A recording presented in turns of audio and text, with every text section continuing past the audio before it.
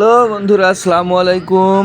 কেমন আছেন সবাই? আশা করি ভালো আছেন, আমিও ভালো আছি। এই যে দেখতে পাচ্ছেন, আমি পৌঁছে গেছি সেই ডালিয়া ব্রিজ।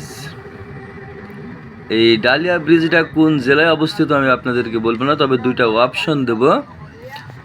একদিকে নীলফামারী, একদিকে লালমনিরহাট। তিস্তা নদীর উপরে প্রবাহিত এই ডালিয়া ব্রিজ। আমি আগেই বলেছি আমি নীলফামারী যাব। নীলফামারী থেকে ট্রেন ধরে আমি যাব পুরাদহ। এই দেখতে পাচ্ছেন, এই তিস্তা নদীর উপরে ডালিয়া যে ব্রিজ, এই ব্রিজটা এখন আপনাদেরকে বলতে হবে এটা কোন জেলায় অবস্থিত। আর এই ডালিয়া ব্রিজ থেকে ভারতের পশ্চিমবঙ্গের নর্থ বেঙ্গলের যে ফারাক্কাবাদ, এখান থেকে কিন্তু খুব বেশি দূর নয়।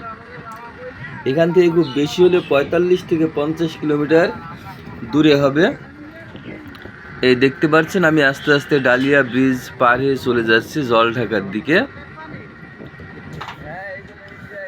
আমাদের গাড়িটা মোটামুটি জোরে যাচ্ছে। আমার ট্রেন পাওয়া নিয়ে খুব একটা তাড়া হবে না মনে করছি, তবে ভোরের দিকে ঝড় বৃষ্টি হয়েছে। রাস্তাঘাট যদি কোথাও বন্ধ থাকে বা গাছপালা ভেঙে পড়ে, তাহলে হয়তো কোনো সমস্যায় পড়লেও পড়তে পারি।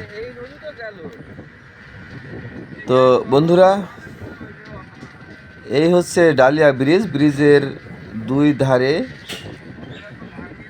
অর্থাৎ দক্ষিণ প্রান্ত, উত্তর প্রান্ত এবং ব্রিজের দুই পাশে, অর্থাৎ চারপাশে সুন্দর সুন্দর পার্ক তৈরি করা হয়েছে। এখানে অনেক ছেলেমেয়েরা বিকেলবেলায় আসে, অনেকেই পরিবার সহ আসে এবং অনেক রকম মুখরোচক খাবার পাওয়া যায়।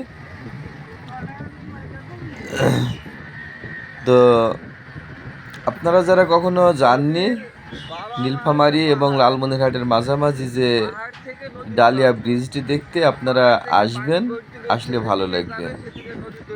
তো আমি আস্তে আস্তে ব্রিজ পার হয়ে যাচ্ছি। দেখতে পাচ্ছেন বাম দিকে, এগুলো এক ধরনের পার্ক।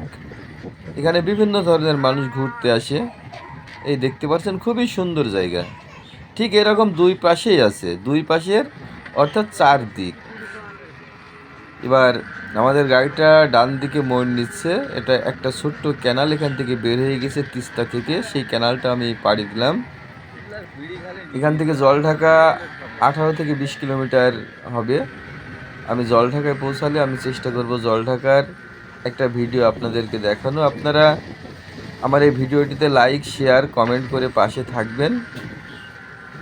আমি পুরাদহ পর্যন্ত যেগুলো দেখানোর মতো আমি আপনাদেরকে দেখানোর চেষ্টা করব। এই আস্তে আস্তে আমি এখন জলঢাকার দিকে যাচ্ছি। তো বন্ধুরা, ভালো থাকবেন সবাই। খোদা হাফেজ।